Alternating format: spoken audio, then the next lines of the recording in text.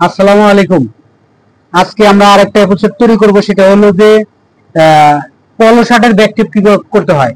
টি শার্টের ব্যাক টেপটা আর পলো শার্টের ব্যাক টেপটা আলাদা বিদায়ী, আলাদা আলাদা এপিসোড তৈরি করে আমরা আলাদা আলাদা ভাবে দেওয়ার চেষ্টা করতেছি, যাতে আপনারা বুঝতে পারেন যে টি শার্টের ব্যাক টেপটা কিভাবে করতে হয় এটা আলাদা, আর পলো শার্টেরটাও অ্যাকচুয়ালি আলাদা। এই জন্য আমরা আলাদা আলাদা এপিসোড তৈরি করতেছি। কিভাবে পলো শার্টের ব্যাক টেপ করতে হয় এটাও যদি আপনারা দেখেন, তাহলে আপনারা বুঝতে পারবেন যে পলো শার্টের ব্যাক টেপটা আসলে কোথা থেকে শুরু করতে হয় এবং কোথায় শেষ। মূলত পলো শার্টের ব্যাক টেপটা এই যে প্লাকেটের মাঝখান থেকে শুরু করতে হবে, এই জন্যই কিন্তু আমরা আলাদা আলাদা এপিসোড তৈরি করতেছি। এই আমরা শুরু করলাম ব্যাক টেপটা। ব্যাক টেপ করার নিয়ম একই, কিন্তু পলো শার্টেরটা একটু ভিন্ন বিধায়। এই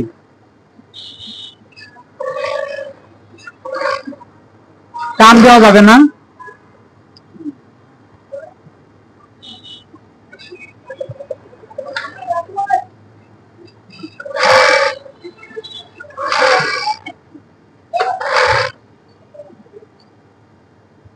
মূলত আসলে এই আমার একটু পাইপিং শর্ট থাকার কারণে আমি এটা এভাবে টান দেওয়া করতেছি। এটা আপনারা না করি, আপনারা করবেন না।